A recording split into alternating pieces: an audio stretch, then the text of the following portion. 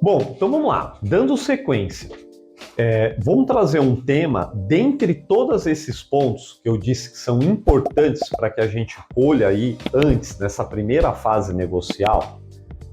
Eu disse que seria importante ajustar a remuneração. Por quê? Porque a gente está falando aqui da comissão do intermediador. Então, se você é corretora imobiliária ou está intermediando de alguma forma e pretende receber a comissão por conta disso, a pergunta que eu deixo para vocês é: quem deve pagar a comissão para o intermediador? Uma vez que eu aproximo as partes, uma vez que dessa aproximação as partes se ajustam e sai daí um contrato de locação, quem paga a comissão para o intermediador? Então, em regra, na prática, quem paga a comissão é sempre o locador, né? A gente tem, assim, como prática habitual de que o locador acaba pagando a comissão aí do intermediador, que também normalmente acaba sendo o valor equivalente a 1 mês de aluguel. Agora, claro, isso eu estou falando de prática. Pode ser ajustado? Aí tem gente que vai levantar a mão e vai falar: ah não, Ricardo, mas olha só, aqui a gente cobra diferente o valor da comissão. Claro que pode ser ajustado da forma com que você queira, desde que devidamente informado para as partes, inclusive de quem é a responsabilidade pelo pagamento da locação. Aqui, ó, nesta primeira fase, é justamente na fase em que nós estamos, na fase negocial. Então, dentro dessa fase negocial, eu indico quem é responsável pelo pagamento, qual é o valor, que forma que eu cobro a comissão, a partir de que momento incide aqui essa comissão, tá? Então, na prática, quem paga é o locador. Ah, mas acontece o seguinte, eu intermediei, aproximei, não falei nada. Quem é que tem que pagar? Se eu tiver que cobrar de alguém, de quem eu cobro? Ora, nesses casos, a lei traz a solução. Qual é a solução apresentada pela lei? Que a obrigação de pagar a intermediação, a obrigação de pagar a administração, as despesas geradas na aproximação e na conclusão do contrato de locação é do locador. Isso aí está lá no artigo 22, no inciso 7 da lei de locação, tá? Então a lei prevê, se você não ajustar de forma diversa, a lei diz que a obrigação é do locador e ele quem deve pagar. Agora, o ponto mais sensível desse vídeo, talvez o ponto mais difícil de compreensão, que é a partir de que momento passo ou se deve pagar a comissão do intermediador. Então tá lá você intermediando uma locação, tá lá você pegando as informações, ajustando o valor, ajustando o prazo, ajustando carência, ajustando qual garantia vai ser dada. A partir de que momento você pode dizer: agora eu tenho o direito de receber a minha comissão pela intermediação? É quando eu aproximo? Basta eu apresentar o A para o B, eu posso cobrar já o valor da comissão? Ou a partir do momento que eu aproximo as partes, alinho todos os pontos, valor, carência, prazo, garantia, aproximei, alinhei os pontos, já faço jus a receber a comissão? Ou somente a partir do momento que as partes assinam o contrato, assinou o contrato, já faço jus a receber a comissão?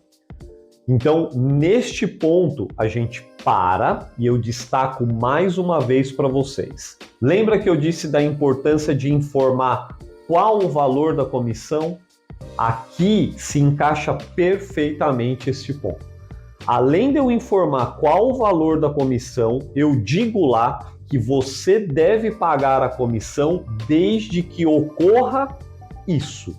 E isso pode ser a aproximação, isso pode ser a aproximação e o alinhamento de todos os pontos, isso pode ser a assinatura do contrato de locação.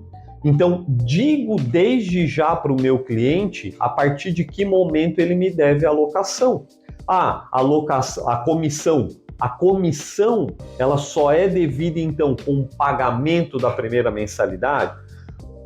O locador me deve o valor equivalente a um aluguel somente se o inquilino pagar o primeiro aluguel? Ou será que ele já me deve a partir do momento que as partes se alinharam e assinaram um contrato de locação? Então, por isso que, mais uma vez, para aqui e olha a importância de eu informar e alinhar antes quando é que faz jus ao pagamento da minha comissão. Na prática, a gente tem visto que muitos intermediadores, corretores, imobiliárias têm cobrado a comissão somente após a assinatura do contrato formalizado, e aí o que ocorre? O primeiro pagamento é destinado para a própria imobiliária, para o próprio corretor, intermediador e assim sucessivamente. O que é que tem decidido os tribunais? Essas discussões são comuns no âmbito jurídico. E o que tem decidido os tribunais? E é muito interessante que as decisões judiciais são em que sentido? Uma vez que o intermediador gere aqui a aproximação, apresentou as partes, locador e locatário, alinhou os pontos, as partes estão de acordo, ou seja, ele atingiu o objetivo dele, que era aproximar e fazer com que o negócio acontecesse. Os tribunais têm entendido que uma vez que o negócio se concretizou, e aí de forma escrita ou verbal, não importa aqui, faz jus o intermediador à comissão. Por que isso é tão importante? Porque agora vamos trazer uma malandragem prática do mercado. Isso é legal. O que acontece? Muitos corretores nos procuram com a seguinte reclamação.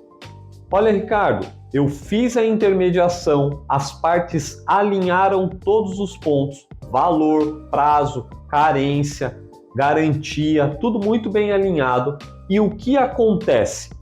Depois as partes, por fora do intermediador, entre elas, vão lá, celebram o contrato de locação no intuito de ocultar isso do intermediador. Ou seja, você desenvolveu o teu trabalho, aproximou, ajustou todas as partes, um fala com o outro, locatário e locador falam, olha, vamos fazer por fora da imobiliária? E aí eles vão lá, assinam um contrato justamente para que não haja o pagamento da comissão.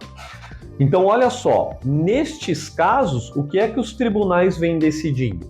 Se você cumpriu aqui a tua função, aproximou, as partes se alinharam e depois, de alguma forma, o negócio concretizou, sem que observasse aqui o teu trabalho, você pode cobrar isso judicialmente. E assim, em termos de decisões judiciais, a grande maioria, a grande proporção, desde que você consiga demonstrar que desenvolveu a intermediação. Então, olha só, volto na questão principal. Por que que na fase negocial eu tenho que dizer o valor, eu tenho que ajustar, eu tenho que documentar a atividade que eu estou tendo com o meu cliente? Justamente para que numa situação como essa eu possa o quê? Voltar a cobrar. Então, ou cobrar extrajudicialmente ou através de uma ação judicial. Beleza? Fica a dica, se inscreve aí no canal, ativa aí esse sininho que vem muita dica boa por aí.